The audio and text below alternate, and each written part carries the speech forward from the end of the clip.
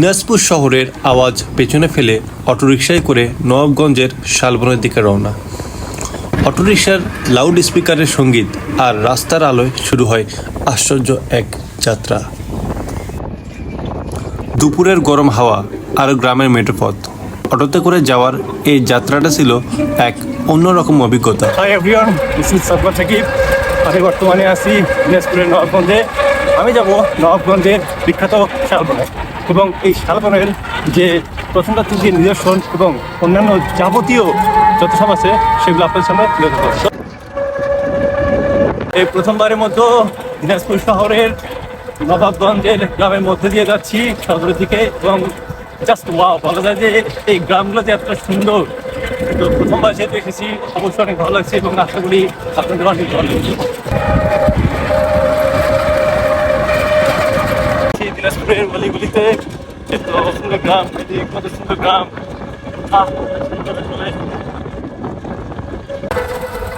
ঝালা এই পথটাকে ভালোবেসেছি, তার সাথে এই মনটাকে বেঁধে নিয়েছি।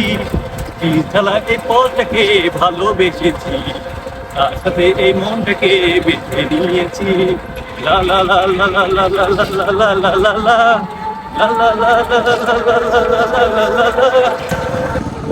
গ্রামের ভেতর দিয়ে যখন অটো চলছিল, দুপাশে সারি সারি শাল গাছের ছায়া আর সবুজের সমারোহ মনটা ভরে দিচ্ছিল।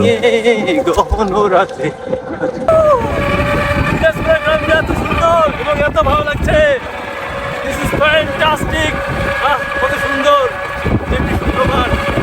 রাস্তা।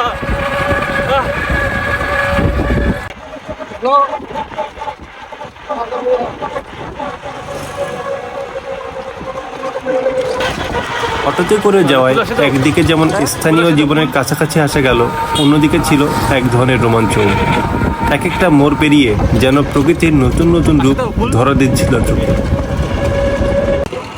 নবাবগঞ্জে পা রাখতেই সামনে এক নতুন অভিযান, অচেনা শালবনের টান। কিন্তু কোন পথে যাব, কিভাবে পৌঁছাবো, তাই থেমে থেমে স্থানীয় মানুষদের কাছেই হাত পেতেছিলাম পরামর্শের জন্য।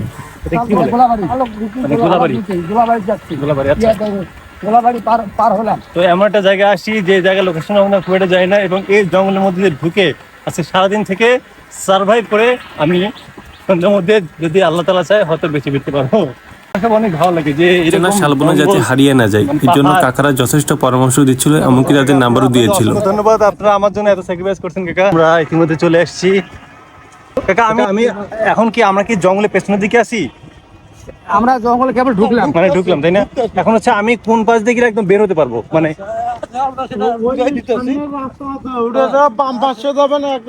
আচ্ছা আচ্ছা, এদিক বলতে কিছু না, মানে এদিক নাই, শুধু এদিক। এদিক কিছু নাই, তাহলে আপনি এদিক দিয়ে ঘুরে। আচ্ছা আচ্ছা, ঠিক আছে।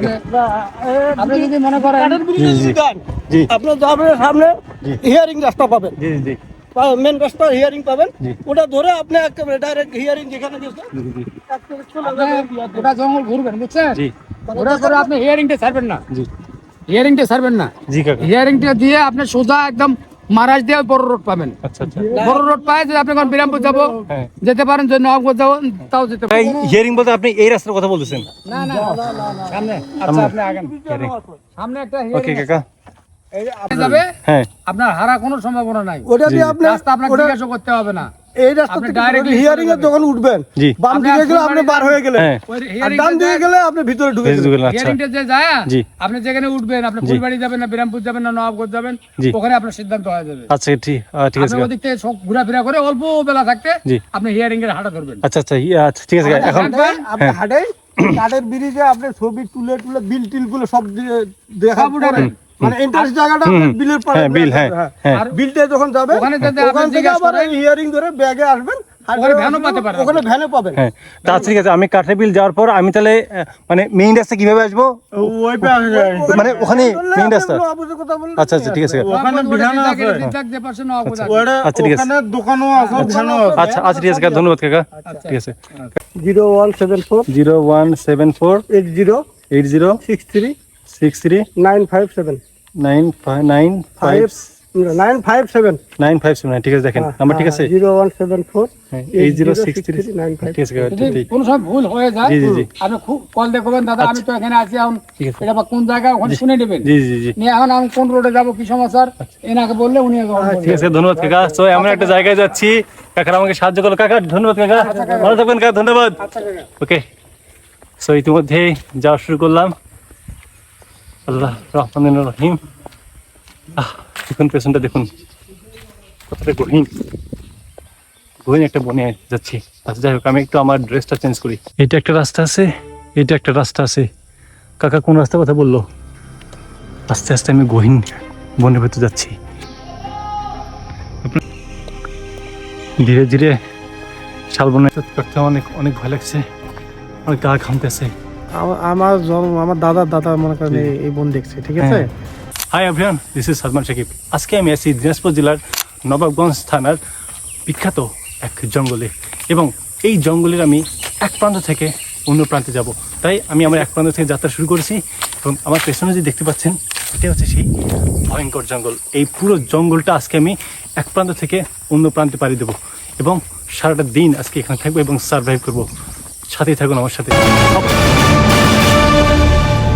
এর আগের বার যখন মধুটেলে গিয়েছিলাম তখন আমরা একসাথে 6 জন ছিলাম এবং তখন খুব একটা ভয় লাগেনি আমরা একসাথে সমস্ত বিপদ পার করেছি কিন্তু আজকে আমি একা সো বিষয়টা সত্যি অনেক কঠিন এবং একটা ভয়ঙ্কর একটা বনের মধ্যে যে আমি যাচ্ছি একা একা অজানা গন্তব্যের দিকে হাঁটছি, কোথাও কেউ নেই। যে দেখুন আস্তে আস্তে আমি গহীন বনের ভেতর যাচ্ছি, খুব ভয় লাগতেছে, সত্যি করার তো আসলে অনেক ভয় লাগতেছে। কোথাও কেউ নেই, একদম একদম নিরিবিলি, একদম নিঃশব্দ, বিশাল বড় এক বনে। তুমি রহমদান করলা। এটা একটা রাস্তা আছে, এটা একটা রাস্তা আছে। কাকা কোন রাস্তার কথা বললো? বা এই পাশ দিয়ে গেলে, ডান পাশ দিয়ে গেলে হচ্ছে একদম আরো বেশি গহীনে, এই পাশে গেলে হচ্ছে মূলত হচ্ছে মানে রোডে। তো দেখুন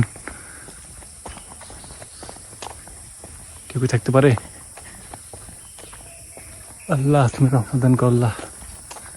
আমি জানি না যে আমি কই যাচ্ছি, একটা শব্দ শুনতে পাচ্ছি। আমি জানি না যে এখানে কই একটা শব্দ হচ্ছে, বনের ভেতর শব্দ কই থেকে হচ্ছে।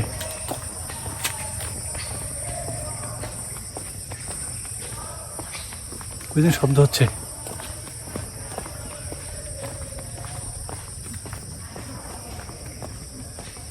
একটু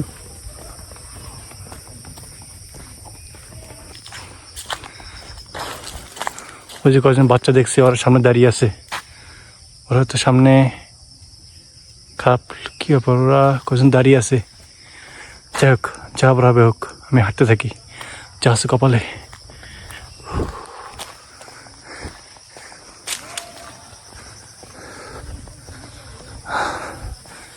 কি একটু অদ্ভুত।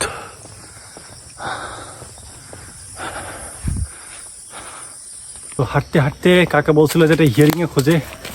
এই যে আমার পেছনে যে দেখতে পাচ্ছেন, এই সেই হিয়ারিং, এই যে এটাই হিয়ারিং, এবং এই হিয়ারিং ধরে আমাকে যেতে হবে এই পথ ধরে।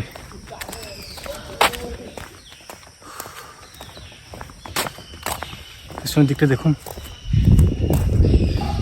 আপনার সিনেমা হয়তো এরকম জিনিস একটা দেখেছেন যে এরকম একটা জিনিসকে মানুষের পূজা করে, এখানে সাপ থাকে। এটুকু অদ্ভুত, তাই না? প্রথমে আমি এরকম সামনাসামনি দেখলাম। তো শালবনের ভেতর দিয়ে এটা একটা হিয়ারিং দেখতে পাচ্ছেন, এটা বিশাল বড়, এটা অনেক দূর পর্যন্ত গিয়েছে, এটা একদম শেষ মাথা পর্যন্ত।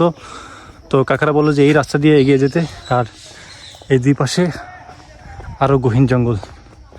তো এটার কোনো এক পাশে গিয়ে আমি ঢুকে যাব। কেমন জানে এটা ভয়ঙ্কর ভয়ঙ্কর পরিস্থিতি মনে হচ্ছে চতুর্পাশ দিয়ে। এমন একটা জায়গায় সারভাইভ করাটা অনেক অনেক কঠিন, সব কিছু আননোন। কোন রাস্তা থেকে কোন রাস্তা যাব কোনো কিছুই বোঝা যাচ্ছে না, শুধু জঙ্গল এবং জঙ্গল। আজকে সারাদিন ঘুরে এই জায়গা থেকে আমাকে বের হতে হবে এবং এই শালবনের এক পাশ থেকে শুরু করছি, আরেক পাশে আমাকে পৌঁছতে হবে। সো বুঝতে পারছেন, দিস ইজ সো ভয়ঙ্কর এটা।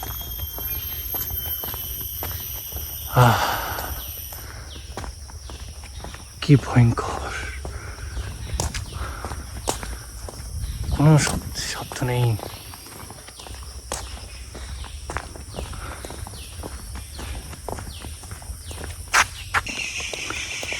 ধীরে ধীরে শালবনের অনেক গহীনে ঢুকে যাচ্ছি, আর দুই পাশে জঙ্গল। একটা ভয়ঙ্কর একটা পরিবেশ, একা। আজকে আমি সম্পূর্ণ একা। আমার সত্যি করতে অনেক অনেক ভয় লাগছে, অনেক গা ঘামতেছে, কোথাও কাউকে খুঁজে পাচ্ছি না। দুই পাশের দুটো ভয়ঙ্কর, কোন রাস্তা দিয়ে কোথায় যাব, ব্যাক করারও কোনো উপায় নেই। আমি মনে হচ্ছে যে আজ যদি কেউ পাশে থাকতো, একা একা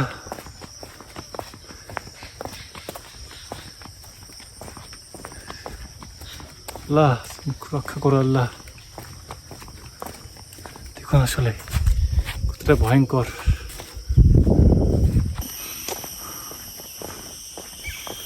কারা যেন ওই পাশে ভিডিও করার জন্য আসছে, কাউকে যেন দেখা যাচ্ছে। কাকা, এখন হচ্ছে আমি আদিবাসীদের সাথে বা তাদের গ্রামে যাব। কোন পাশে যাবো? এই পাশ দিয়ে? আপনি আদিবাসীর সাথে কেন যাবেন? এখান থেকে 1 কিলো ফাঁকে। আচ্ছা, এই রাস্তা দিয়ে? হ্যাঁ, এই দাদার মোড় থেকে যেতে হবে, আচ্ছা, সমস্যা নেই। ঠিক আছে। যায় মানে বিশাল বড় গ্রাম আছে, 2 গ্রাম আছে। তো এতক্ষণ হচ্ছে আমরা দাদার কাছ থেকে এই দিনাজপুরের নবাবগঞ্জে যে বিখ্যাত শালবন, তো এই শালবনের সম্পর্কে আমরা যত ইতিহাস আছে সমস্ত কিছু জানলাম। এবং এটা এত বিশাল বড় যে বলা যায় যে এটা রাজার আমলের, এবং এটাকে ঘিরে অনেক ইতিহাস ঐতিহ্য রয়েছে। তারই একটা ইতিহাসের ছোট্ট একটা অংশের পার্ট আমি হতে যাচ্ছি, এবং সেই জায়গায় আমি গিয়ে বিভিন্ন যে সংস্কৃতি সেটা আপনাদের সামনে তুলে ধরার জন্য চেষ্টা করব। স্থানীয় অটোওয়ালা কাকার কাছ থেকে নবাবগঞ্জের শালবনের ইতিহাস জেনে নিলাম, এবং এই ইতিহাস জেনে আমি নিজেই আশ্চর্য হয়েছি, কারণ এই শালবনের মাঝে যে এত ইতিহাস লুকিয়ে আছে, যেটা হয়তো এখানে না আসলে আমি বুঝতেই পারতাম না। পরে শালবনের আদিবাসীদের গ্রামে যেতে চাইলে তিনি অটোতে করে আমাকে তাদের গ্রামে নিয়ে যাওয়ার প্রতিশ্রুতি দেন। অটোতে করে যাওয়ার সময় হঠাৎ শালবনে সৈয়দপুর থেকে আগত 4 জন বিহারি ভাইদের সাথে পরিচিত হয়ে গেলাম।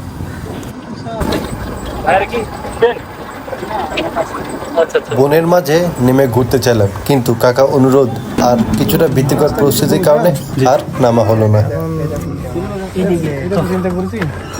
আচ্ছা, তাহলে হচ্ছে আমি এখানে নামলাম, এই পাশ দিয়ে আমি চলে যাবো ভেতরে বাবুরামপুর। ওনাকে বলবেন যে বাবুরাম কুবরাস পাটুদিয়া। আচ্ছা, এই গ্রামটা কোথায়? আচ্ছা, এই দিক দিয়ে, হ্যাঁ, ভিতর দিয়ে যদি কোনো কিছু হবে না। আমি জানি না কিছু। আর ভিতরে আরেকটা গ্রাম আছে, সামনে আমি দেখা দিচ্ছি, তাহলে ওই গ্রামে যাবো। এখন কোনটা ভালো হবে, এটা নাকি নাকি একসাথে ঢুকি? এটা দিয়ে ঢুকি? এটা হচ্ছে পোরপাড়ের, মানে আমাদের কোরপাড়ের কাছে, জি, আদিবাসী পাড়া। হ্যাঁ, আমাদের নবাবগঞ্জ থেকে মনে করেন 1 কিলো হবে না। আচ্ছা, তাহলে আপনি আমাকে ওটাতে নিয়ে যান। হ্যাঁ, আমার আসলে সত্যি মানে একটু ভয় ভয় লাগতেছে আজকে।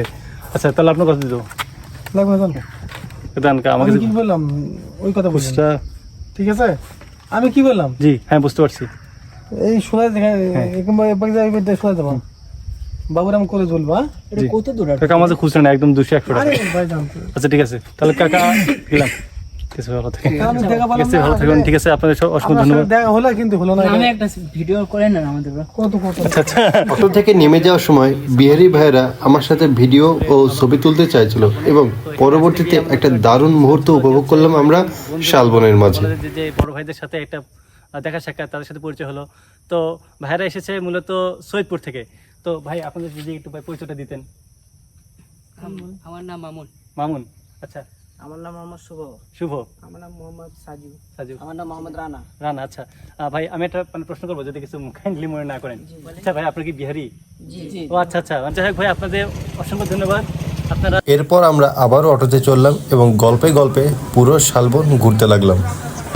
ঘুরতেছি, জি জি জি ওরা অবাক হয়ে গেছে, ওরা বুঝতেই পারে না হ্যাঁ। আমরা সৈয়দপুরে এতবার আমি তো ভাবলাম বলছি যে- যে ভাই আমরা বাংলাদেশ থেকে আসছি, না না আপনারা এখানে ইন্ডিয়ান আছে, মজা নিচ্ছেন। না, আমি কি মনে করছি, আমি ভাবলাম যে আমরা তো কথাবার্তা ইন্ডিয়ান বলতেছে। ভাষাও বলতে পারতেছি, আচ্ছা আচ্ছা বুঝছেন, ওরা একদম বিলিভে করে না। না আমি আমি আপনাদের ওই যে আসছেন যখন কথাবার্তা বললেন, আমি তো ভাবলাম যে ইন্ডিয়া থেকে আসছে এত দূর। আমি জানি সৈয়দপুর আমার বোনের বাড়ি। আচ্ছা আচ্ছা আর আমি এখন চলাফেরা করি মনে করেন কসমেটিকের মাল নিয়েছি তো। আচ্ছা আচ্ছা জি আমরা কয়েকদিন আগে নিয়েছিলাম, ঈদের 2-3 দিন আগে নিয়েছিলাম।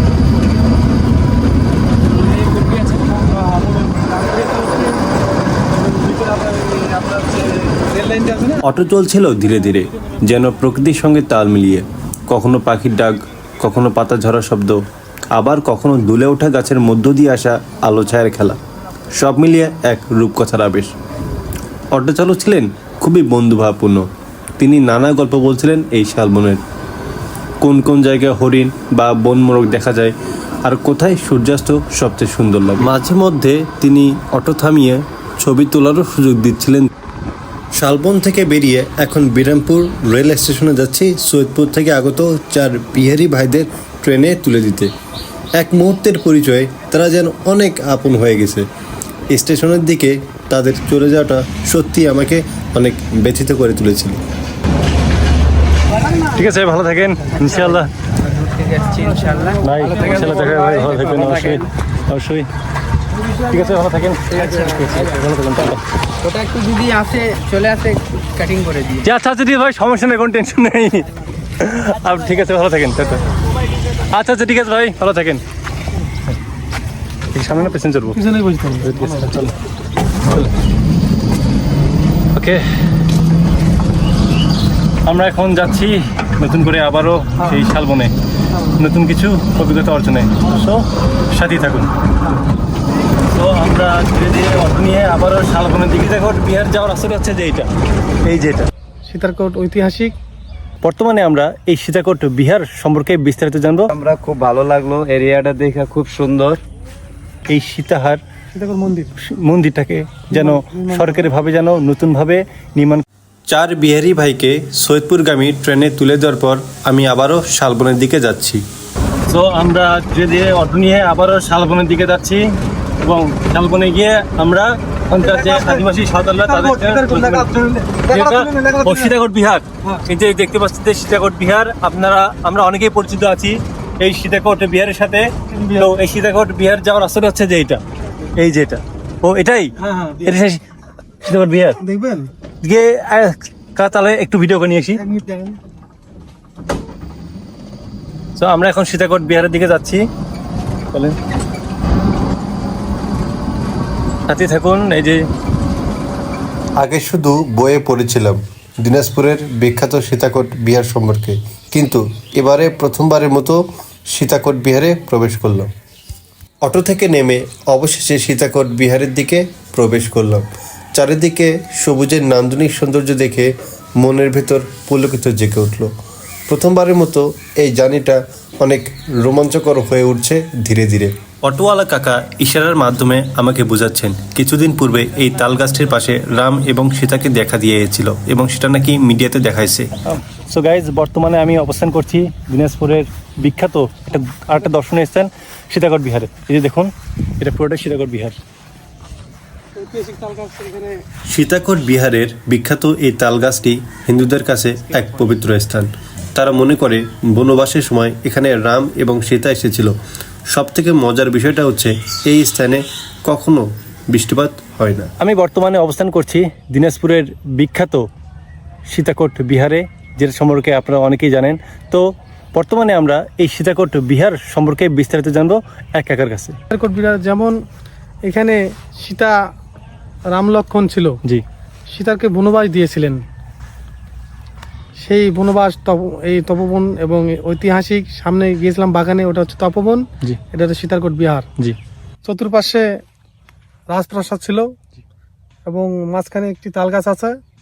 আসলে এই তাল গাছটা যতই বৃষ্টি হোক না কেন সারা জীবনে এখানে কোনো বৃষ্টি হয় না, এবং যতক্ষণ বৃষ্টি থাকবে ততক্ষণ শেষ মিনিটের মধ্যে উড়িয়ে যায়। এবং এই জিনিসটা হচ্ছে এখন বর্তমান সরকারি খাদ্য আছে, আচ্ছা আচ্ছা। যাকে বলে সীতাকোট বিহার। একটা সময় চারপাশে বিশাল বড় রাজপ্রাসাদ ছিল, কিন্তু কালের বিবর্তনে তা আজ শুধুই স্মৃতি বহন করে। প্রতিদিন দূর দূরান্ত থেকে অনেক মানুষ এখানে আসে পুজো পাঠ করার জন্য। অনেক সাধক সন্ন্যাসীদের মাঝে মাঝে এখানে দেখা পাওয়া যায়। তারাও দাবি করেন জায়গাটিকে সরকার যেন গুরুত্বারোপ সহকারে দেখে। আমরা খুব ভালো লাগলো, এরিয়াটা দেখে খুব সুন্দর। এবং মা শীতলা এখানে বসবাস করত। আমরা অবশ্য দেখি নাই, কিন্তু তার এক সেক্টরে বা যার এরিয়া অনুযায়ী দেখলে বোঝা গেল মন্দির আছে। বা দেখতেছি যে খুবই সুন্দর। আসলে এটা ভাগ্যজনক, এত বড় একটা জায়গা এখানে পড়ে রয়েছে মা শীতলার নামে। এটা আসলে এরিয়ার ভাগ্যজনক, বা বিভিন্ন দেশে থেকে লোক আসে এখানে ভালো। আমার দেশের বাড়ি ঢাকা, দেশের বাড়ি শরীয়তপুর জাজিরা থানা। আমার নাম মোহাম্মদ রফিকুল ইসলাম, আরেক নাম হলো রফিক সিদ্দা। আমার বাইমাটি সিদ্দা বাড়ি আমরা। এবং মোহাম্মদ এবং হিন্দু যত ধর্ম আছে সব ধর্মতেই আছি। ধর্ম বলতে কোনো বিরোধী নেই, একই সব। কিন্তু যার যার আত্মার বিচার শেষে পতত্ব হবে। যে ভালো লাগলো, সব পাশে মন্দির আছে। শীতলামার সুন্দর হোক এরিয়াটা। আমি আইছি সাধু বৈষ্ণব থেকে এবং নম শিবার থেকে। এখানে সুন্দর করুক যারা আসে, যে উদ্দেশ্য, এই উদ্দেশ্য পূর্ণ হোক এবং কামনা হোক। আমি আশীর্বাদ রাখি এবং মা শীতলাও সুন্দর রাখবে। সীতাকোট বিহার 7ম থেকে 12শো শতাব্দীর মাঝামাঝি নির্মিত হয়েছিল বলে ধারণা করা হয়। এটি পাল রাজবংশের সময়কালে নির্মিত বৌদ্ধ বিহারগুলির একটি অন্যতম নিদর্শন। পুরো বিহারটি একটি বর্গাকৃতি কাঠামো নির্মিত। 1968 সালে প্রত্নতত্ত্ব অধিদপ্তর এই স্থানটি আবিষ্কার করে। খনন কাজ চলাকালীন বহু প্রাচীন মুদ্রা, মাটির পাত্র, পোড়ামাটি ফলক এবং অলংকার খুঁজে পাওয়া যায়, যা সীতাকোট বিহারের প্রাচীন ও সমৃদ্ধ ইতিহাসকে ফুটিয়ে তোলে। সীতাকোট বিহারের পাশেই একটি ছোট মন্দির রয়েছে। এটি থেকে ধারণা করা যায় সেই সময় হিন্দু এবং বৌদ্ধরা পাশাপাশি সহাবস্থানের মাধ্যমে বসবাস করত। জায়গা ছাড়া হিন্দুরা বাস করে একটি মন্দিরে। তোমার মসজিদ যেমন আমার মন্দির তেমন, কোনো আমার কেউ কিছু করে নেই বা হয় নেও, কিন্তু আমার এই জায়গাটা উন্নতি নেই। কিভাবে করি তোরা ভাই ভাই সবাই না দেখেন, আমার কোনো পরিবার মতন বুদ্ধি নেই। আমি আর গরিব মানুষ, বুড়া মানুষ। দিনাজপুরের বিখ্যাত এই সীতা বিহারটি ঘোরাঘুরি করার পর এখানকার স্থানীয় হিন্দুদের শুধু একটাই দাবি, যেন এই সীতাহার সীতাকোট মন্দির মন্দিরটাকে যেন সরকারিভাবে যেন নতুনভাবে নির্মাণ করা হয় এবং এটাকে যেন আরও পরিপূর্ণভাবে, আরও আকর্ষণীয়ভাবে যেন সরকারভাবে একটা দায়িত্ব গ্রহণ করে, সেই বিষয়ে স্থানীয় মানুষেরা দাবি জানিয়েছে। আশা করি সরকার এই বিষয়টিকে যথাযথভাবে গ্রহণ করবেন এবং স্থানীয় মানুষের যে দাবি দেওয়াটা, এটাকে তিনি সচেতনতার সহিত বিবেচনা করবেন। সীতাকোট বিহার কেবলমাত্র একটি ধর্মীয় স্থাপনা ছিল না, এটি ছিল এক ধরনের প্রাচীন বিশ্ববিদ্যালয়। এখানে বৌদ্ধ ভিক্ষুরা ধর্মীয় পাঠ ও জ্ঞানচর্চা করতেন, ধ্যান ও প্রার্থনার মাধ্যমে আত্মিক সাধনায় লিপ্ত থাকতেন, ধর্মীয় পুঁথিগত সংরক্ষণ ও অনুলিপি করতেন। সীতাকোট বিহার আমাদের ঘোরাঘুরি শেষ। এখন আমরা যাচ্ছি শালবন বিহারের আদিবাসীদের কাছে, তাদের কাছ থেকে তাদের ইতিহাস ঐতিহ্য সম্পর্কে জানতে। সাথেই থাকুন। সীতাকোট বিহার ঘুরে আমরা আবারও যাত্রা শুরু করলাম। এবার গন্তব্য শালবনের আদিবাসী গ্রাম। পথে চলার সঙ্গী একটা অটো আর সামনে অনন্ত পথ। কিছু দূর গিয়েই হঠাৎ যেন প্রকৃতি তার আসল রূপ মেলে ধরল। এক সবুজ বিশাল জঙ্গল, চারপাশে শুধু উঁচু লম্বা গাছ, শীতল বাতাস আর পাখির ডাক। অসাধারণ অসাধারণ আসলে।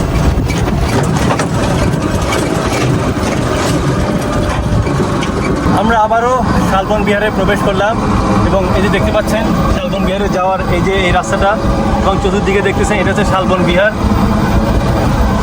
তো এবারে শালবন বিহারে আমাদের মূল উদ্দেশ্যটা হচ্ছে যে এখানকার আদিবাসীদের সাথে আমরা কথা বলবো এবং তাদের সংস্কৃতি তুলে ধরবো। সাথেই থাকুন। শালবনের ভেতর দিয়ে যাওয়ার সময়টা সত্যি এক ভয়ঙ্কর অভিজ্ঞতা ছিল। চারপাশে অন্ধকার ঢাকা ঘন গাছপালা, পাখির অদ্ভুত ডাক আর বাতাসে ভেসে আসা অজানা শব্দগুলো যেন ভেতরে ভেতরে ভয় জাগাচ্ছিল অন্তরে। আমরা ধীরে ধীরে শালবনের ভেতর যাচ্ছি।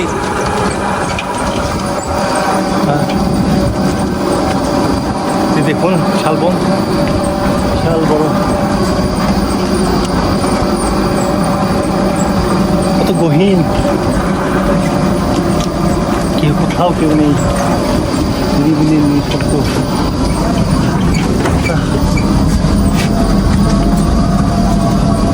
দেখুন আসলে একবার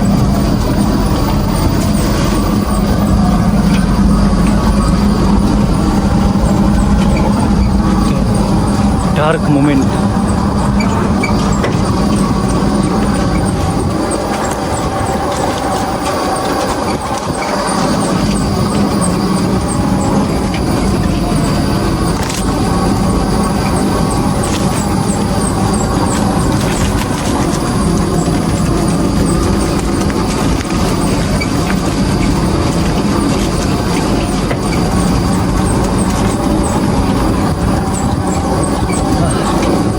আমরা ধীরে ধীরে শালবনের অনেক ভেতরে চলে যাচ্ছি এবং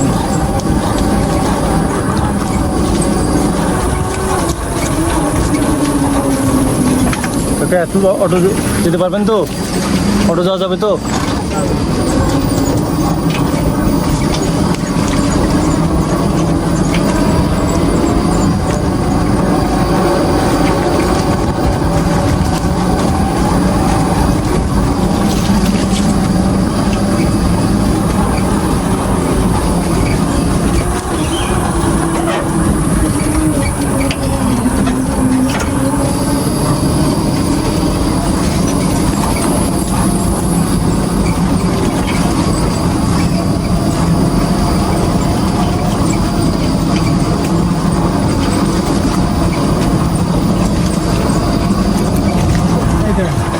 কাকা, তো আমরা আসছি। জি, সাপ। ও কাকা, বুঝলাম না কিসের কথা বললেন? কই দেখলাম না তো। চলে গেল।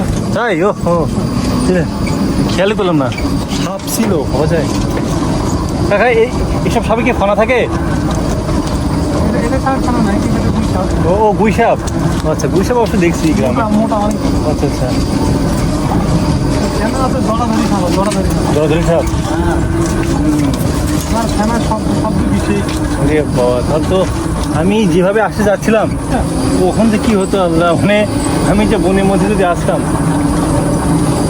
তো ভাগ্যিস এই কাকা অনেক সাহায্য সহযোগিতা করলো।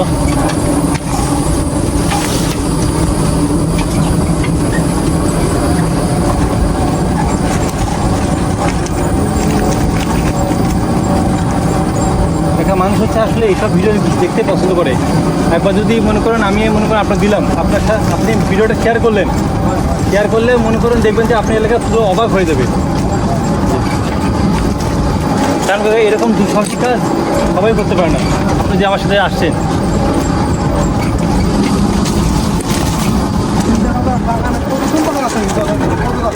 অনেক অনেক রাস্তা আসবে, অনেক আসবে। না না, তাই তো। কোন রাস্তা থেকে কোন রাস্তা যেতাম? হ্যাঁ, তাই তো কাকা, কোন রাস্তা থেকে ওই রাস্তা যেতাম? আমি কি সাঁওতাল পাড়া আসলাম? ও আচ্ছা, আমরা ইতিমধ্যে এসে গেছি।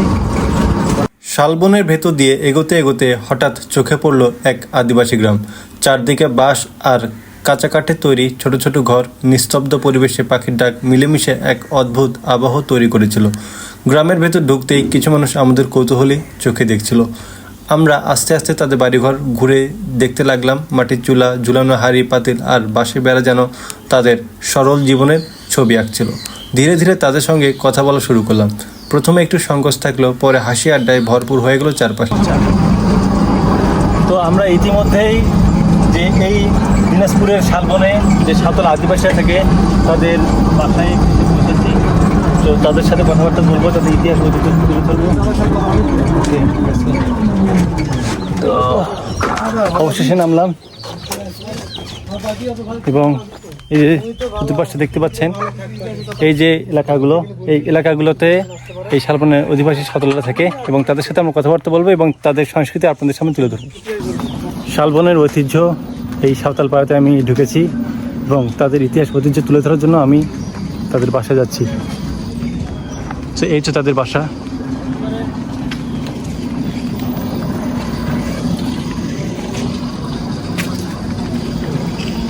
অটো নিয়ে ধীরে ধীরে শালবনের ভেতর ঢুকলাম। সামনে ছোট্ট আদিবাসী গ্রাম, মাটির ঘর, খড়ের ছাউনি।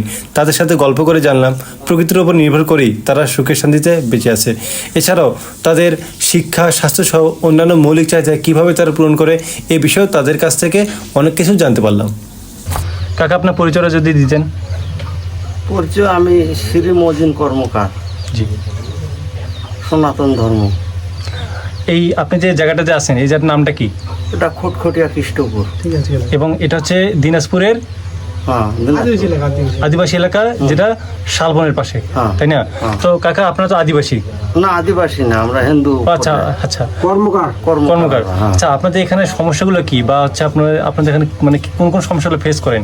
সমস্যা বলতে আমরা গরিব দুঃখী, সমস্যা থাকে আর কি, কম বেশ থাকে, বুঝলেন, সমস্যা থাকে। মানে মনে কিছু বলো, মানে কি সমস্যা, কি চাওয়ার থাকলে কিছু বলো। হয়তো যেটাই হোক, টাকা পয়সাই হোক, আবাদ বাড়ি নাই, জমি জমা নাই, এই ব্যবসার উপর দিয়ে চলি, জি।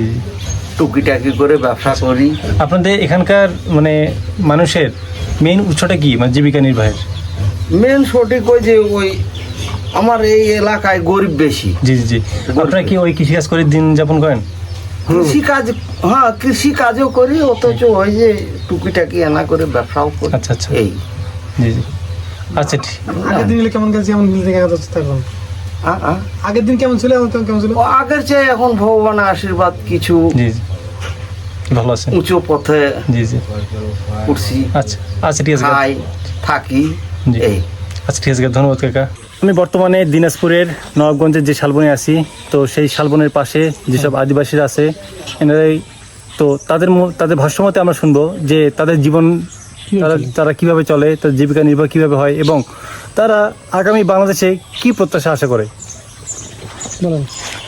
জি কাকি, বলেন আপনার সমস্যাগুলো কি কি, বা আপনাদের কেমন কিভাবে চলে? হ্যাঁ, পরে দিন কাজ করে দিন খাই, এটাই আমাদের কষ্ট, এটাই। আপনাদের মূলত কি, আপনারা কৃষিকাজ করেন? হ্যাঁ, কৃষিকাজ করি। আপনারা কৃষিকাজ করেই? হ্যাঁ, মাঠে কৃষি। তো আপনার যে আপনার মানে মাইন্ডে আবার মানে মন খারাপ নিয়েন না, এটা আপনার তো মনে করেন আদিবাসী হিসেবে আমরা চিনি, তাই না? তো এই হিসেবে কি আপনার কি লাঞ্ছনা বঞ্চনা কোনো শিকার হন? না, অনেকে হয় অনেকে হয় না, বা এরকম থাকে। আপনারা কি মনে করেন যে আপনারা আদিবাসী হিসেবে বা পরিচয় দিতে লজ্জাবোধ করেন? বা এই যে আপনারা মনে করেন আপনি নিজেদের এলাকা ছেড়ে যান বা অন্যান্য এলাকায় যান, আপনাদের কি কেউ খারাপ চোখে দেখে? অনেকেই আছে দেখে, অনেকেই ভালোবাসে। আচ্ছা, তো দিন শেষে আপনাদের অবস্থা কেমন, ভালো খারাপ নাকি মোটামুটি, না কেমন? খারাপ দুটোই চলে। আচ্ছা আচ্ছা। আপনাদের কাজ যখন বাইরে যান করতে, তখন আপনাদের কি কাজ কি দেওয়া হয়, নাকি আপনাদের মানে তাড়িয়ে দেওয়া হয়, বা আপনাদের প্রতি একটা ঘৃণা বা খারাপ অনুভব করে? সবাই মুরব্বী, আপনি বলেন। কাকা, আপনি তো কাজ করেন। কাজ তো বাইরে গেলেও অনেকে গৃহস্থ আছে, দেয়, ভালোবাসাই দেয়, সমস্যা নাই তো? আমরা ভালোবাসায় কাজ করি। জি জি। কাকা, আপনাদের আসলে মানে ধর্মটা কি? আমাদের ধর্মটা মনে করেন খ্রিস্টান ধর্ম। খ্রিস্টান ধর্ম, তাই না? আচ্ছা, তো আপনাদের কি ধর্মের মধ্যে কি শুধু খ্রিস্টানই আছে, নাকি এর মধ্যে অন্যান্য ধর্ম ঢুকছে? অন্যান্য ধর্ম আরো আছে, বহু ধর্ম আছে। আচ্ছা আচ্ছা, যেমন সনাতন আছে, এর মধ্যে আবার মানে মুসলমানও আছে নাকি? না, মুসলমান তো ওটা আচ্ছা, একদম ওটা আলাদা। আচ্ছা, আমি এটা মানে জানি না তো। আচ্ছা, আদিবাসী। আচ্ছা, তো ঠিক আছে কাকা, আপনাদের সবাইকে ধন্যবাদ। আপনাদের আগামী যাত্রা অনেক শুভ হোক। আমাদের বাড়ি হচ্ছে বিরামপুর ছাড়া মাদিলাহাট। সমস্যা নেই। আচ্ছা, আর বাসা কোন জায়গায়? আমার বাসায় গাইবান্ধা পলাশবাড়ি। আমাদের হলো বড়। আচ্ছা যায়, কষ্টে যায় না দুঃখে যায়? কাকা, একজন আদিবাসী হিসেবে আপনার গল্পটা বলেন। আমার একটু কষ্ট যায়, একটু জোরে বলেন ওটা ভালো দিনপথ চলে না। কাকা, একটু জোরে বলেন। জোরে বল। দিন পর ভালো যায় না, দিনপথ ভালো যায় না, কষ্টে যায়। কষ্টে যায় আর কি। হ্যাঁ জি, বলেন। একদম নতুন করে বলেন, একটু জোরে বলবেন। তুমি বলতে হবে। মানে খুব একটা ভালো চলে না। হ্যাঁ, ধরে নাও আমার সংসারে না অভাব অনটন আছে। তো আপনাদের এখানে আসলে মূলত জীবিকা নির্বাহটা কি? আপনারা কি শুধু কৃষিকাজ করেন? হ্যাঁ, শুধু কৃষিকাজ। আচ্ছা, তো আপনাদের এই কৃষি জমি আবাদ টাবাদ করতে কোনো ঝামেলা টালা হয় না? ঝামেলা বলতে কি, এই মেশিন টেশিন দিয়ে আবাদ করি, তো তেলের মেশিন দিয়ে না, কষ্টের মধ্যে মনে করো। আচ্ছা, তাই নয়, খরচা বেশি। আপনাদের প্রধান খাবার কি? আমরা তো মনে করি প্রধান খাবার ভাত, আপনারা কি এই ভাতই খান? ভাতেই খাই। আচ্ছা, তার মানে সবারই প্রায় কমন খাবার ভাত। আলু টালু ভাতে দিয়ে খায়। হ্যাঁ, আলু টলু হয়তো। আচ্ছা, তো কাকা আপনাদের উৎসব পার্বণগুলো এগুলো কেমন হয়? উৎসব পার্বণ আর কি মোটামুটি চলে। সামনে কবে হবে? উৎসবে হলে আসলে খুব ভালো হতো, আপনাদের বিষয়গুলো আর ভালোভাবে তুলতে পারতাম। সামনে উৎসব তো এখন আর কি আছে, এখন তো আর নাই। হয় বড়দিন। বড়দিনে। আচ্ছা ঠিক আছে, আমরা এখন আদিবাসী এক বাসায় ঢুকবো এবং তাদের আচার আচরণ এবং তাদের কিভাবে দিনকাল পার করে সেই বিষয় দেখবো। আপনি আসেন যাই। আমরা ঢুকলাম কাকে আপনাদের, তো এটা হচ্ছে যারা আদিবাসী সাঁওতাল, তাদের এটা হচ্ছে বাসা। কবে আছেন না, কষ্টে আছেন না, দুঃখে আছেন না, সুখে আছেন, এটা তো বলবেন আপনি। কিছু দিবে বুঝছেন? চাচি আমার হলো মনে করি কাজ কাম করতে খাওয়া হয়, হ্যাঁ কষ্ট করে খাতে লাগবে, হ্যাঁ পেটটা আমার চলবা লাগবে, তা তো অবশ্যই। হ্যাঁ মানে কিভাবে দিন কান যান, মানে কিভাবে যায়, কষ্টে যায় না সুখে যায়? জমি জায়গা না থাকলে বাবা কষ্ট হয়ে যায়, কষ্ট যায় না। কেন চাচি আপনাদের কি জমি জমা নাই? না আপনারা কিভাবে তাহলে জমি চাষ খান মানে বা কোথায় খান? ওই মানুষের এখন আচ্ছা তার মানে আপনার হচ্ছে মানুষের জমি চাষাবাদ করে খান। হয়। আচ্ছা হুম তার মানে কাকে আপনার খুব একটা ভালো নেই? না আচ্ছা আপনাদের এখানে শিক্ষা দীক্ষা স্বাস্থ্যসেবা কি ভালো? আপনার কি ঠিকমতো কি আপনাদের সন্তানরা কি স্কুলে যেতে পারে? তো আমাগুলো তো আমার বড় হয়ে গিয়েছে বাবা, বড় হয়েছে, ওই নথি পুতিগুলোর ছোলপোল আছে, আচ্ছা ওরা সময় যেতে পারে, সময় যেতে পারে না। আচ্ছা আচ্ছা।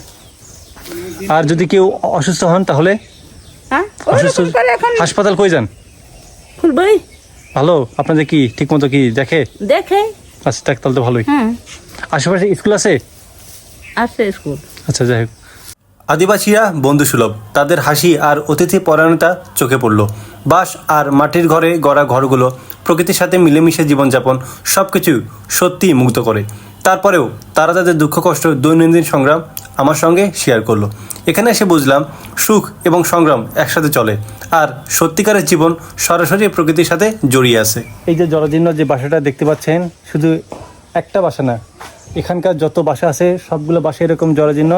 তো তাদের বাসা দেখে আপনারা তারা কীভাবে জীবনযাপন করে, তারা কতটা ভালো না খারাপ থাকে সেটা আপনারা অনুধাবন করতে পারতেছেন, যে তাদের দিনকালটা আসলে কতটা কষ্টে যায়।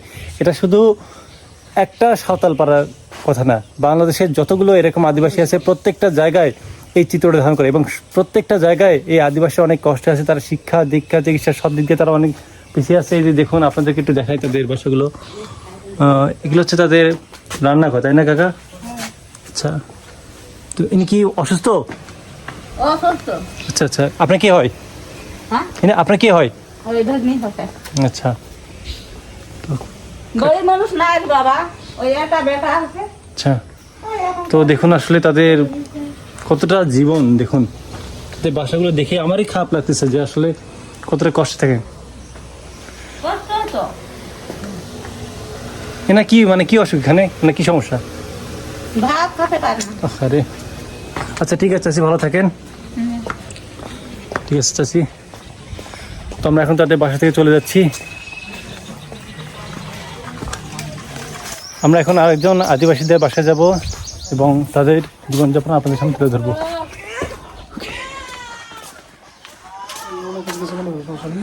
কি ভালো আছেন? তো এই যে দেখতে পাচ্ছেন যে তাদের বাসা। খুব ভালো দিন যায় না, কাজ করে। তাকে আপনার স্বামী কি করে? কাজ করে মানুষের বাড়িতে কাজ করে। আপনাদের বাসায় ঢুকলাম। আচ্ছা, এটা হচ্ছে তাদের বাসায়, যে দেখুন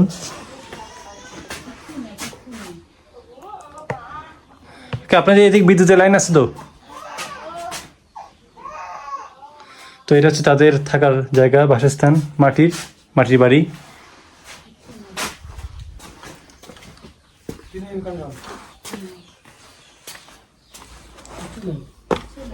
এই যে দেখুন, এটা হচ্ছে তাদের মাচার রুমটা দেখুন, সব মাটির।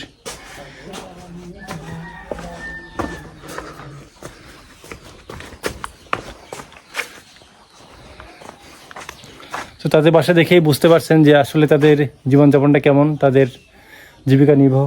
কাকে আপনার জীবিকা নির্বাহ করেন কীভাবে? কাজ করতে, এই যে বাচ্চা নিয়ে কাজ করতে। কি কাজ করেন? এমনি মাসের বাড়িতে কৃষি কাজ করি। আপনি কৃষি কাজ করেন, মানে আপনার স্বামী কৃষি কাজ করে? এই মাসের বাড়িতে কাজ করে। আচ্ছা, আপনার কয় ছেলে মেয়ে? দুইটা মেয়ে, একটা ছেলে। ওরা কি করে, পড়াশোনা করে না? পরে এই যে স্কুলে যায়। স্কুলে যায়? স্কুলে ঠিকমতো যায় তো? যায়। একটু নিয়মিত পাঠাবেন স্কুলে, বুঝছেন চাচ্ছি? খাওয়া দাওয়ার বিষয়টা বলবেন, কষ্টে আছে কি আছে বলি। আপনারা কি খান, মানে ওই ভাত একদিন খাই আর একদিন না, কাজ করলে না নিয়ে আসলে কই পাবো। আচ্ছা আচ্ছা, তার মানে আপনি দিন আনে দিন খান? হ্যাঁ। আচ্ছা, এটা সবচেয়ে আসলে একটা কষ্টকর, যে দিন আনে দিন খাওয়াটা, এটা আসলে অনেক কষ্টকর, যে একদিন কাজ করতে না পারলে। দেখুন যে বর্তমান বাংলাদেশের এর থেকে মনে হয় না যে আসলে কোনো মানুষ খারাপ অবস্থা থাকে, যে দিন আনে দিন খাওয়া, মানে একটা দিন যদি এই লোকগুলো যদি কাজ করতে না পারে বা তারা অসুস্থ হয়ে যদি বাসায় পড়ে থাকে, এই লোকগুলো যে কি খাবে বা এদেরকে যে কেউ এসে খাবার দেবে, এরকম কোনো ব্যবস্থা নেই। তো দেখুন, এর থেকে মানুষ কী আর হতে পারে, এর থেকে মানুষ কতটা কষ্টে থাকতে পারে, যখন মানুষের রিজিকটা তার নিজের হাতেই নির্ভর করে। ঠিক আছে, ভালো থাকেন। ঠিক আছে, শালবন ঘুরলাম এবং শালবনের পাশে যে আদিবাসীদের বাড়ি রয়েছে সেটাও আপনাদের ঘুরে ঘুরে দেখালাম। তাদের জীবিকা নির্বাহ সংস্কৃতি আপনাদের সামনে তুলে ধরলাম। এরপর সীতাকোট বিহার সব কিছু আপনাদের সামনে তুলে ধরলাম। সো এখন আর না, এখন বাড়ি ফেরা পালা। সেই কসম থেকে চলে এসেছি গাইবান্ধা। আবারও দেখা হবে আপনাদের সাথে নতুন কোনো এপিসোডে। সেই সাথে ভালো থাকবেন, সুস্থ থাকবেন, আর আমার জন্য দোয়া রাখবেন। Take care. কিভাবে দিন যাবে, খাটে খুঁটে খাই। কাকি, আপনাদের দিনকাল সময় কিছু বলুন, কেমন যাচ্ছে দিনকাল? আমার গরিব মানুষের বাবু কেন কাজ যাবে? কাকি, আপনার স্বামী কি করে? কাজ করে, কিসের কাজ? আর গরু বেচুর আছে। আপনার দিনে দিন খান? হ্যাঁ। এইভাবেই চলে যায় দিন? হ্যাঁ। আপনার কয় ছেলে, কয় মেয়ে? তিনটা ছেলে। তিনটা ছেলে। আর আপনাদের একটু বাড়িঘরটা দেখাই। শালবনের আদিবাসীদের জীবনধারা পর্যালোচনা করে এটাই বুঝলাম যে তারা শিক্ষা, স্বাস্থ্য সহ অন্যান্য সকল মৌলিক অধিকার থেকে যথেষ্ট বঞ্চিত, এবং সরকারও তাদের পরিস্থিতির দিকে দৃষ্টিপাত করে না, যেটা দেশের জন্য ভীতিকর পরিস্থিতি হয়ে দাঁড়ায়। দীর্ঘ কয়েক ঘন্টা আদিবাসী গ্রামে থাকার পর অটো ধরে আবারও শালবনের ভেতর দিয়ে বাসায় ফেরার জন্য রওনা দিলাম।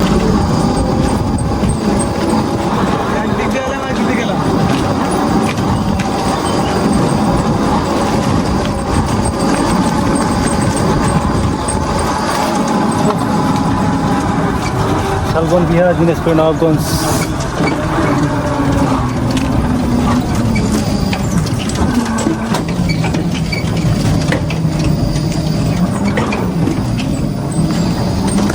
আপনি আসেন।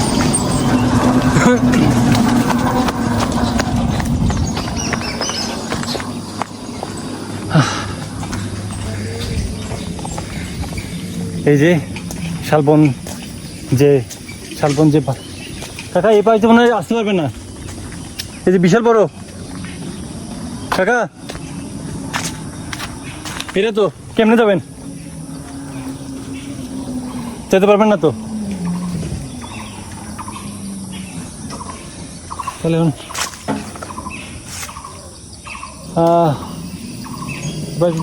কাকা অনেক কঠিন হবে যাওয়াটা, আমাদের ঘুরে ঘুরে যেতে হবে। তো দেখতে পাচ্ছেন যে রাস্তার মাঝখানে গাছ পড়ে আছে, আমাদের ঘুরে ঘুরে যেতে হবে।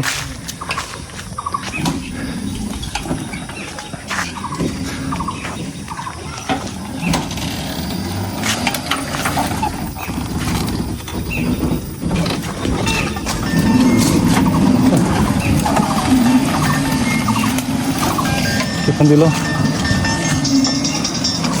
যেমন, হ্যাঁ পাইছি তো, যে ঘুরতেছি গিয়ে সব বলবো। অসাধারণ, একদম জঙ্গলের মধ্যে যাচ্ছি। আচ্ছা আচ্ছা আচ্ছা, আমি যাচ্ছি। আচ্ছা আচ্ছা, এই তো এখন রওনা দিচ্ছি। ঠিক আছে, আম্মু ফোন দিয়েছিল।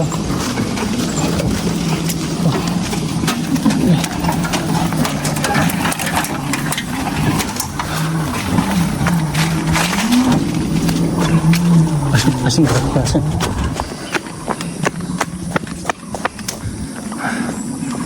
তো আমরা আরো ভেতরে যাচ্ছি।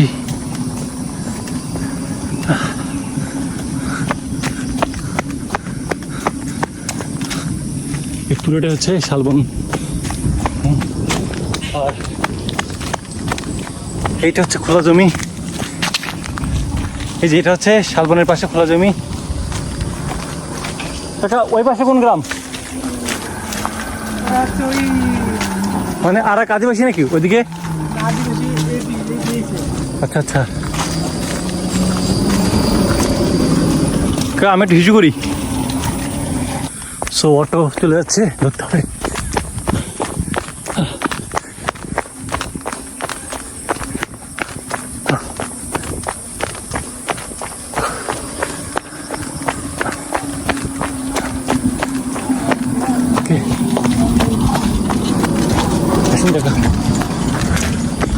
দেখুন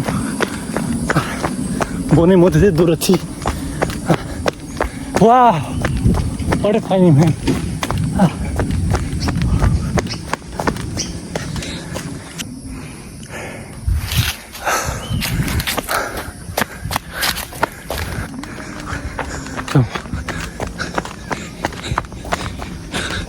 বনের মধ্যে দিয়ে যাচ্ছি।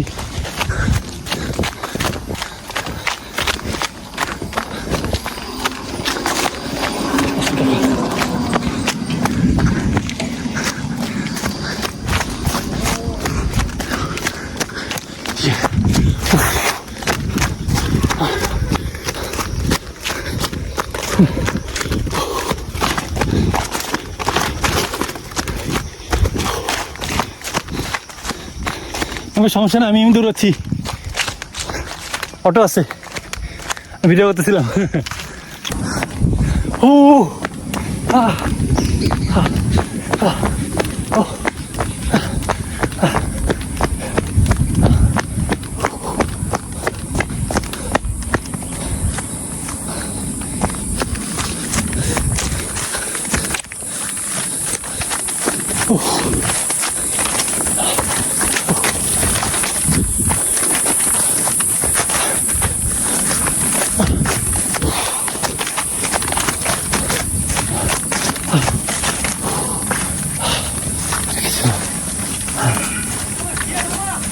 কাকা কই?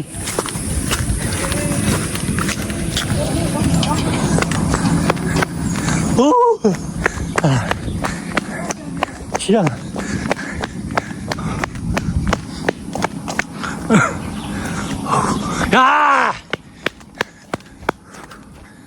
আদিবাসী গ্রাম ঘুরে ফেরার পথে আমরা ধীরে ধীরে ভয়ঙ্কর শালবনের আধার ভেদ করে অটো নিয়ে এগিয়ে যাচ্ছিলাম।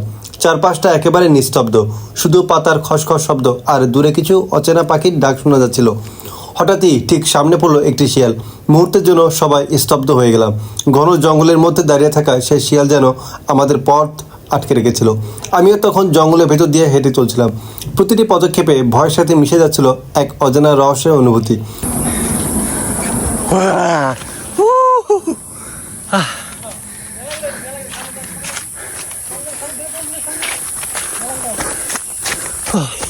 সামনে শিয়াল,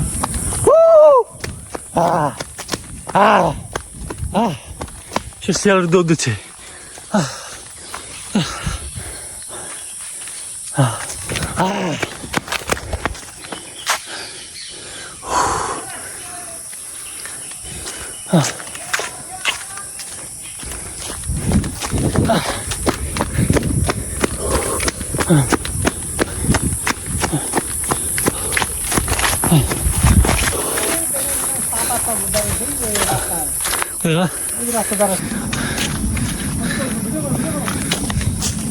সামনে শিয়াল, সামনে শিয়াল,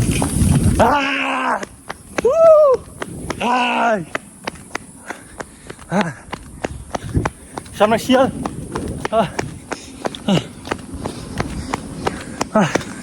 দেখুন শিয়াল।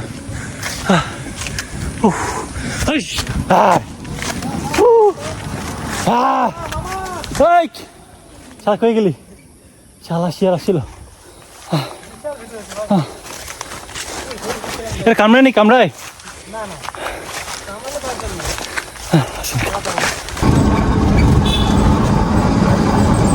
দীর্ঘ সময়ের ভয়ঙ্কর শালবনের ভেতর দিয়ে চলার পর অবশেষে আমরা নিরাপদে বেরিয়ে এলাম। ঘন অন্ধকার গাছপালা আর রহস্যময় জঙ্গলের পথ বেরিয়ে এবার সামনে দেখা দিল প্রশস্ত হাইওয়ে।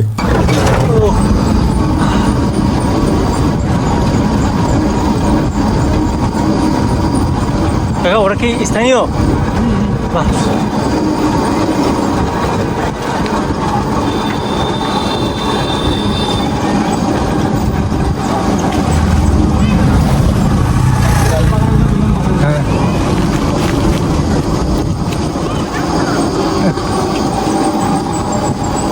সুন্দর সুন্দর ফুল ফুটে আছে।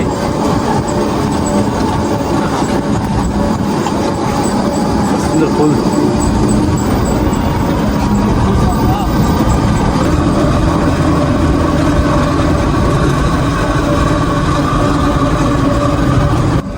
দিনাজপুরের নবাবগঞ্জ থানার শালবন বিহার ঘোরাঘুরি এ পর্যন্তই। এরপর হচ্ছে যা কিছু আছে সব হচ্ছে সাধারণ মানুষের বাড়িঘর। সো আজ এই পর্যন্তই। ভালো থাকবেন, সুস্থ থাকবেন। আবার দেখা হবে নতুন কোনো এপিসোডে। সেই সাথে সবার জন্য শুভকামনা এবং অভিনন্দন দোয়া করবেন। টাটা। অবশেষে জঙ্গলের সব ভয় আর রহস্যময় অভিজ্ঞতা পেছনে ফেলে আমি শেষবারের মতো একটি অটো ধরে বাসার পথে রওনা হলাম। সারাদিনের ভ্রমণ আর শালবনের অজানা ঘটনার পর ক্লান্তি একেবারে চেপে বসেছিল শরীরে। তবে মনে হচ্ছিল যেন এক অমূল্য অভিজ্ঞতা বই নিয়ে ফিরছি।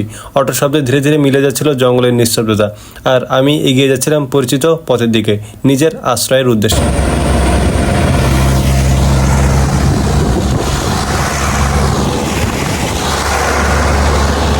এবার আর আমি একা নই, সাথে ছিল আরও কয়েকজন যাত্রী।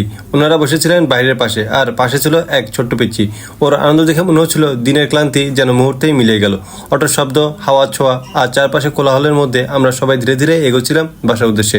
এই সাধারণ যাত্রাটাই যেন এক অন্যরকম আনন্দে ভরে উঠেছিল। কেউ গল্প করেছিল, কেউ হেসে উঠছিল, আর আমরা সবাই মিলেমিশে নিজেদের আশ্রয়ে পথে ফিরছিলাম, যদিও আমরা কেউ কাউকে চিনি না।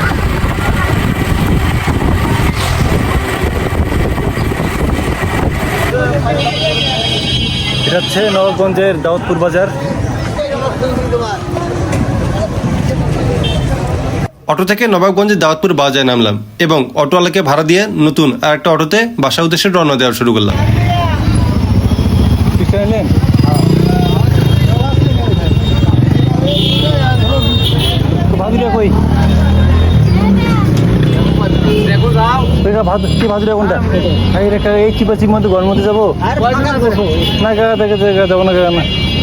শালবন থেকে অবশেষে নবাবগঞ্জের দাউদপুর বাজারে এসে পৌঁছলাম এবং পরবর্তীতে আরেকটি অটো ধরে ভাদুরিয়া বাজারের উদ্দেশ্যে রওনা দিলাম।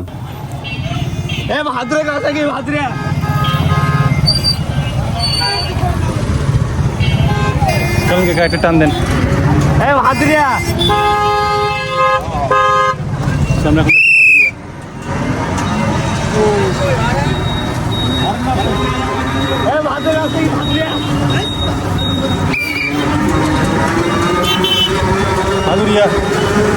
খোলাফেনে যাবো কত মজা। খোলাফেনে যাচ্ছি মজা কোথাও আছে? দেখা খোলাফেনে যাচ্ছি কত মজা, এর সাথে মজা কোথাও আছে?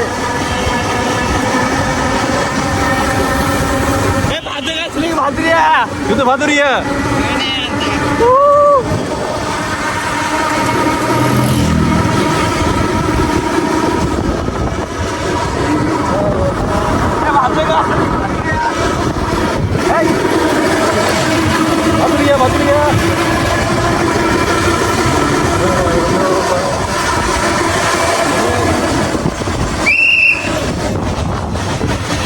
সাবধানে যান।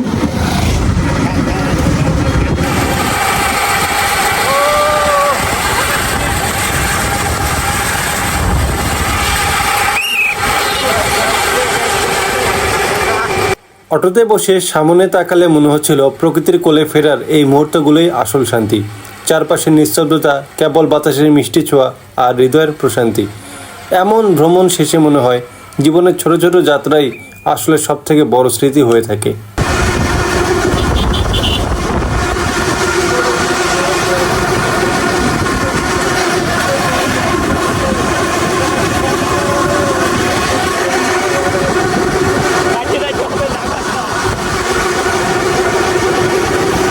অটোতে করে বাতাসে দোলা খাচ্ছিলাম এবং অটোওয়ালা ভাইয়ের সাথে গল্প করছিলাম।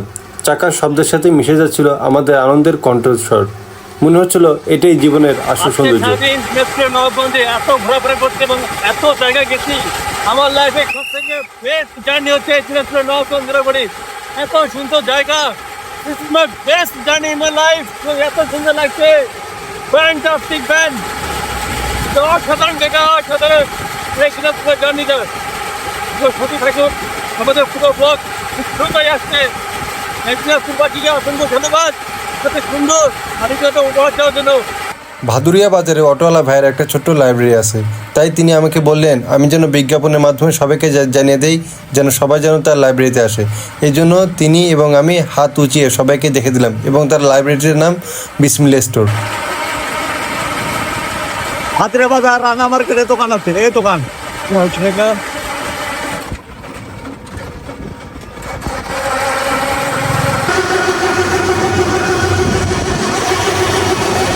অনেক উৎফুল্ল চিত্তে আমরা এগিয়ে যাচ্ছিলাম, হাসি আনন্দে ভরে উঠেছিল পথ চলা। আসলে জীবনের যাত্রা ঠিক এরকমই হওয়া উচিত, কখনো উচ্ছ্বাস, কখনো অভিমান, আবার তার মাঝেই লুকিয়ে থাকে আসল গল্প। बच्चन बच्चन बच्चन मेरे यार है बच्चन, बच्चन बच्चन बच्चन मेरे यार है बच्चन। হঠাৎ করে মনে হলো শালবনের ভেতর প্রবেশ করেছিল এক অন্যরকম অভিজ্ঞতা। অজানা পথ, অজানা পরিবেশ, সব মিলিয়ে মনে হচ্ছিল যেন টিকে থাকার জন্যই লড়াই করেছিলাম। তারপরও যে বেঁচে ফিরেছি, এটাই আল্লাহর কাছে লাখ কোটি শুকরিয়া, কারণ আমি জানি আমার সাথে কি ঘটেছে।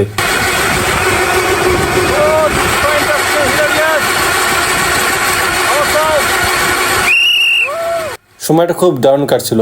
তখন বারবার মনে হচ্ছিল এমন সুযোগ যদি আবার ফেরত পাইতাম। খোলা আকাশের নিচে খোলা ভ্যানে প্রকৃতির সাথে খেলাধুলা করার মজাটাই আলাদা। কাকা, আমি, আশেপাশে মানুষ কত গল্প করতেছি, তাদের জীবনযাপন। প্রথমবারের মতো এরকম দিনাজপুরে ঘোরাফেরা করা অসাধারণ ছিল। অটোতে করে ভাদুরিয়া বাজারে পৌঁছানোর পর অটোওয়ালা ভাইটার সাথে তার ছোট্ট লাইব্রেরিতে গেলাম এবং সেখানে গিয়ে তার কথা শুনে রীতিমতো অবাক হয়ে গেলাম। এত সুন্দর একটা লাইব্রেরি, কিন্তু কোনো এক সমস্যার কারণে তিনি এই লাইব্রেরিটা বন্ধ করে দিয়ে যাচ্ছেন। চার মাথা এটা, হ্যাঁ। তো একটু আগে যার ভ্যানে চড়ে আমি এতদূর আসলাম, তো আমি প্রথম মনে করছিলাম যে ওই ভাইটা শুধু ভ্যান চালায়, কিন্তু এই ভাইটার সুন্দর যে একটা লাইব্রেরি আছে এবং সব মানে শুধুমাত্র ইসলামিক বই দিয়ে ভরা। এবং আমি অবাক হয়েছি, ভাই সত্যি অবাক হয়ে গেছি যে আপনি ভ্যানও চালান, আপনার এত সুন্দর লাইব্রেরি আছে। এবং একটু ভেতরে দেখায় আপনাদের, যে দেখুন কত সুন্দর সুন্দর বইগুলো আছে। মানে যে দেখুন শুধু ইসলামিক বই, শুধু ইসলামিক বই। ভাই আপনি বইটা, এটা লাইব্রেরিটা আপনি বন্ধ করে দেবেন? এখন বন্ধ করবো, মানে দোকান চলে না। দোকান চলেন কেন ভাই?